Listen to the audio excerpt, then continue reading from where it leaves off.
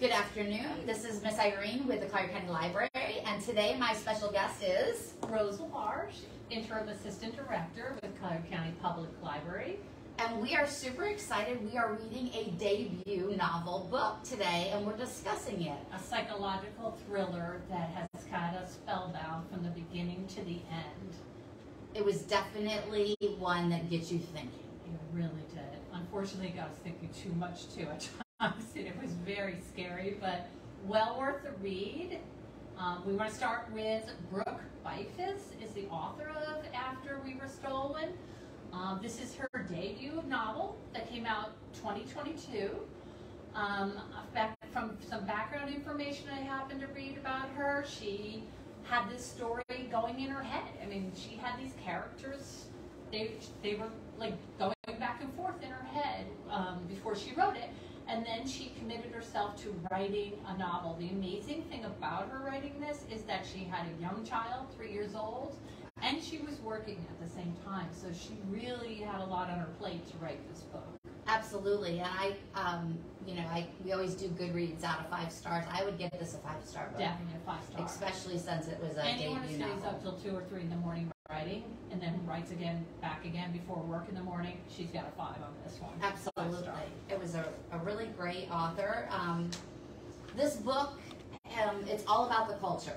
So the culture of this book is about cults. So you'll see some books behind us that say, some nonfiction books about it. We actually read this book using our Hoopla app that you can download. And we actually have librarians here who can help you download this book. What's great about using Hoopla is that multiple people could be reading this, like we did. Yes. Multiple people could read And you can either read the book because it's that way, or you can also listen to it, which I did both. And I'll tell you, the audio version of this book is really good. I agree. It's very well done, and the voices are very well done. I thought so too. I mean, it's really, they're going through such tragic events, and their tone of voice seemed to really fit what was going on at that time when they were writing that. I thought it was really well done with that. So, to give you just a quick summary of the book, I'm going to read you just a quick paragraph. When 19-year-old Avery awakens to flames consuming her family's remote compound, she knows it's her only chance to escape her father's grueling survival training, bizarre rules, and gruesome punishments. She and her brother Cole flee the grounds for the first time, suddenly homeless in a world they know nothing about. I think I'm going to leave it there. So that's really just the crux of the book to start out. And it's really, this book, like we said, it was a debut novel. So we're talking about the father a little bit in that summary. And so the first question is, how does the father ensure the children do not leave the compound and remain complicit? So we've got a cult situation going on here where the father is in charge. On a 40-acre Kansas, was it old factory? It was an old factory called Cove Light factory that had 3 buildings. And that he has isolated these children. They're on 40 acres. Avery has never left the compound. I believe Cole left once, but Avery and most of the children never left the compound. And he did run a strong military, even stronger than his father's, who started the prepper. So when you look at the complicitness of the children, what he did was they were all brother and sisters. There were 10 of them all together. And he gave you a partner. And the way it worked was if you did something wrong, he would punish your partner. Well, the oldest of the group wanted to leave. Her name was Amherst. And her partner was Benji, who was the baby. Yeah. So she knew that they would beat Benji up if she left, and so she couldn't. So they were heartbroken about, and he would make the children punish each other if something went wrong. There was one time Benji lost his shoes, and she had to, and one of the children actually had to punish him because he lost his shoes. It was just a very sad environment. Like that, I do think because it's a cult environment, the indoctrination is of this cult-like where he continually told them that they were chosen. Yes, you were chosen. So they did think that they were special because they had no access to the the other world. So they really had no idea what was going on. And the end of times were coming. Yes. And that's what he was always telling him, is that the end of times were coming and that you were special and you had to know how to start a fire. I mean, they grew their own food. They washed everything by hand. It was that type of environment. From the time that they were young children. So our next question was, what do we have? How did the skills Avery and Cole acquired while living in the cult help them once they got out? Once they got out, and it was very hard for them to leave even after the fire, Avery had already been sentenced to be outside living in a tent. Her parents opened the door one night, pushed her out the door, and told her she was on her own. And she had to make do and survive in a tent in very cold weather. And she describes in detail the author of this trying to set a fire and how difficult it was. And how her hands were like rubbed raw almost because of the fire starter, and she was trying to use it.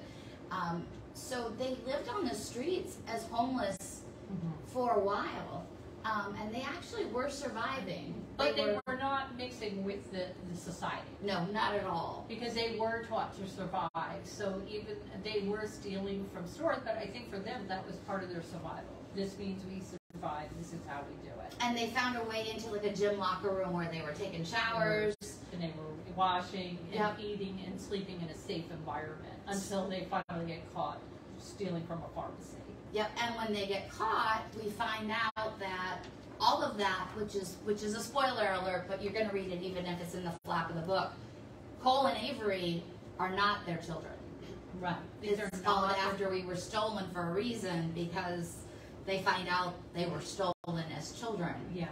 And so they're not biological related, and so they are actually different. And I think you can see the change and the heartache of just the separation anxiety too from their family, is even while they're free, and even though they wanted to get free, I think just the adjustment to a different society is just huge.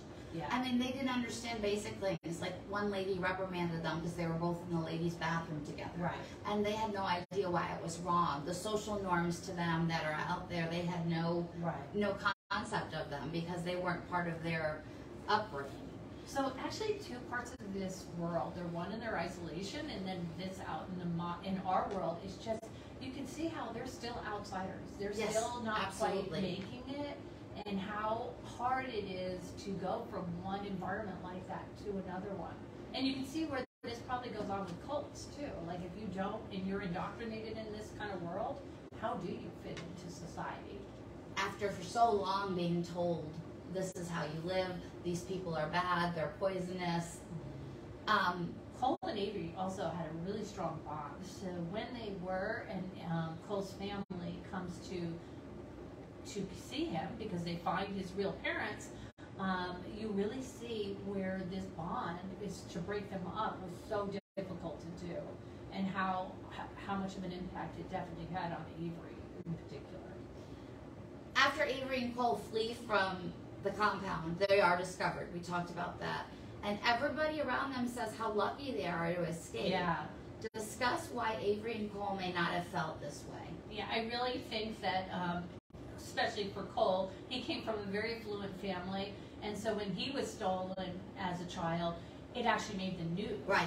But Avery came from a single mom, and when she was stolen, I think it barely made a blip in the news. So I think the two worlds were separating, and I think when Cole's parents came, they really wanted to immediately get their child back and just start anew and afresh with it. And I just think it was just so much for those two to bear, to be separated. He's going over multiple states of leaving. It was really traumatic for him. When you're reading that scene in the book, and Cole and Avery have to separate, they're just brokenhearted. Yeah. And it's so sad because his parents' way of dealing with it was basically to pretend it never happened, and he is his new name, which was I can't remember the new name. Noah. He was going to go by Noah from now on because that was his name, and her name became Celeste. Well, Avery chose not to keep the name Celeste. Avery ends up in a women's shelter because she doesn't have family. Her mom actually died. Yeah. And so she's in a women's shelter, you know, dealing with this new life and what's happening. And Cole's in this affluent family where he's getting a lot of prescription meds, and he's kind of being treated that way. I feel like she was able to be, you know, she was able, because of the women's shelter, that they actually did a better job of letting her express her feelings. Absolutely. Whereas Cole is being used medication, and I thought, like, oh, well, you can see the interaction she's having. She's having a difficult time, but people in the shelter, even the other people staying there, were helping her. Yes, they were, definitely. And it really helped her kind of adjust and maybe explain things to her that I'm not sure he had. His was kind of done quietly and tried to be under the shifted through that. At one point, there's a line in the book that says, he's talking to Avery, and he says that Cole was washed away, and now there's just Noah. Yeah. And like it wasn't ever acceptable to talk about right. what happened to him because his parents didn't want that, and they didn't want her to have any association with him whatsoever. Right, because I think it just triggered back the story. I also thought it was interesting her trying to working and watching movies. Yes. To kind of learn about her culture. I thought, like, as someone who works in a library, like that's a nice way to kind of gradually learn about your new environment. Right. See what's going on in it. This book has many themes running through it. Which one did you relate with most? Survival, family blood versus family we make, or resilience? I think the one that I relate with most is the family blood versus family we make, because I married my husband when I was my second husband, and he adopted my children when they were very young, and he is their dad, and he's been their dad forever. And so I really think that there should be a lot more credit given, like, to foster families, to those type of situations when you're that role model in a child's life, whether you're their uncle, right. the friend, the teacher. You can make such a big difference, and it doesn't have to necessarily be the mom and dad. Right. And in this case, it was really bad people that were in their lives and poor figures. But I thought that one was very interesting. I think this sense of isolation too. Yes. There's a sense of isolation from a whole world and being like this idea of the father saying they're the chosen ones, but then abusing them so much physically. I mean, they're able to survive because they have just constantly had to grab for food, try to find a safe place to sleep. It's just, you really see this over and over as a theme in this book. Well, and I think there's a lot of guilt too, because here you have this boy and this girl, and Cole's pretty much in love with Avery. Right. And he has these feelings for her because he's a 16-year-old boy, and he's like, that's my sister. Right. And it's very upsetting. And she's been traumatized because of what happened to her. So she is definitely doesn't want anyone near her. And it's really, so there's a lot of inner isolation too, and guilt and all those kinds of feelings going on throughout the book. Yeah. I mean, and then you wonder, because with the father's character, not that I'm saying there's any sympathy for that behavior, but just growing up in an environment of survival and the preppers, just this idea of being completely removing all the time. And what kind of manipulation is he using to get his group to stay afraid? Well, in the very beginning of the book, and I should have said this from the very beginning, this book actually has a reader's advisory on it. Oh, yeah. Because there are scenes in the book that include sexual violence, and, abuse of the children. And it is hard to read about a child being stolen. I mean, yes. It is traumatic. As a parent, anyone, just to hear that story, especially with such young children, because you can see how with Avery, how much it warps her idea of Cole. She thought he was a baby. She's just forgotten what the real story was. And so when you're reading this, just keep in mind, if you do have any of those types of triggers, this may not be the book for you. I agree. I want to read. I think knowing that, but it still had a profound effect on what their day-to-day and their survival. I mean, you really did see the resilience in Avery as she's coming to age and coming out from this. Well, even in the very beginning of the book, it talks about they were very little and Cole was little, because Cole is younger than her. And they have two people that were not not part of the family. Yeah. And they were not, basically they didn't want to go along with Right. the cult anymore. And the father says they have even stricter rules. So anybody who was not part of the family, the grandfather had accepted them into the compound. But when the grandfather passed away, these other adults were even terrorized. Even I think the rules were even more dangerous. So much that it leads you, they end up dead. And what you don't know is, did he kill them or did they kill themselves? Right. Because So one or the other. But Avery and Cole experienced this at a very young age and remember it. So, I mean, the trauma and knowing that your father is capable of that, I mean, that's obviously very frightening. Right. And it makes you think, well, why didn't they just leave? I mean, they couldn't. Right. And they didn't know anything else. Well, I mean, yeah, like even the night of the fire, they don't know. They want to sleep. You know what I mean? It's very hard for them to actually leave the compound and go out there and try to see what else is out there.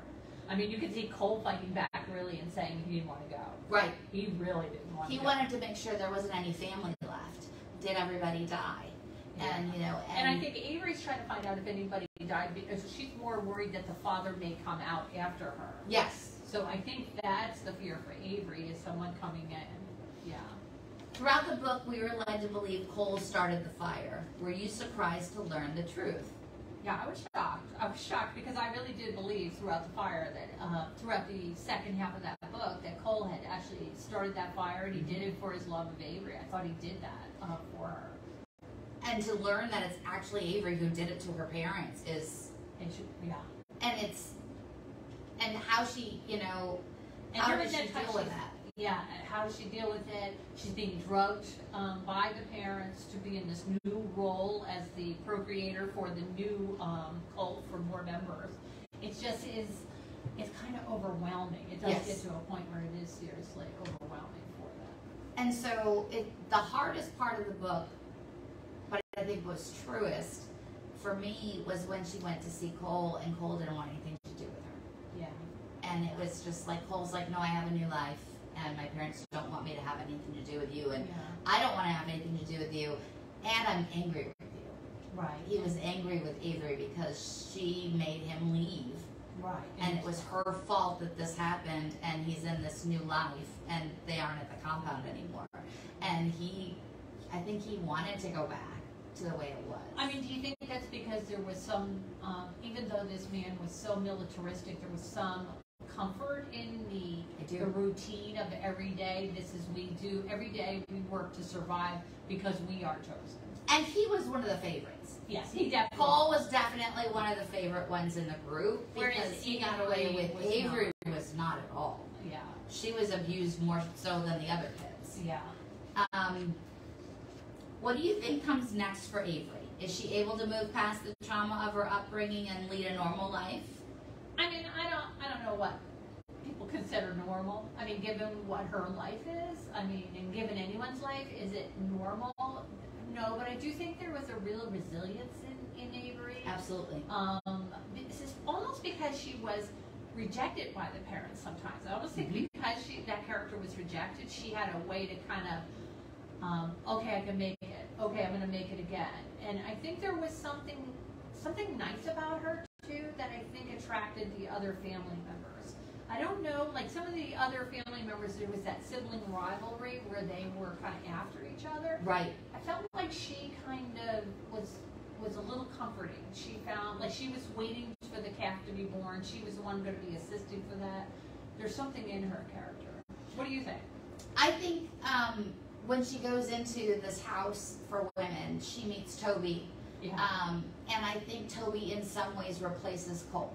Yeah. I think she needed somebody to be her best friend, somebody to be close to her, and I think Toby does that. Yeah, I thought Toby really did. With a sense of humor, kind of pulled her out through some of her hard times. And he's really there for her. And the other ladies in the shelter are there for her. So I think that she's going to make it. Mm-hmm. I think she's not going to just suddenly be perfect, but I think she's going to make it. Right. Because I think she has a better support system. Cole... You think it's going to be a little harder? Yeah. I don't know if he would ever make it. I don't know if he's ever going to get out of that hopefully with counseling he would be able to, Yeah. but with the way his parents treated it, I don't know that he's going to be able to. I didn't feel the resilience in the book for him, Right. like I did for Avery. Yeah, I mean, I definitely felt it more so for Avery.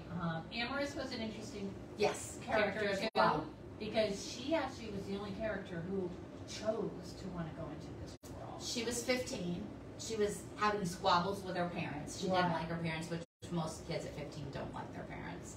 And this guy who was coming into the grocery store kind of appealed to Kind of her. fed into that fighting and knew that she was fighting and really did feed into that. And she voluntarily went into this compound with them.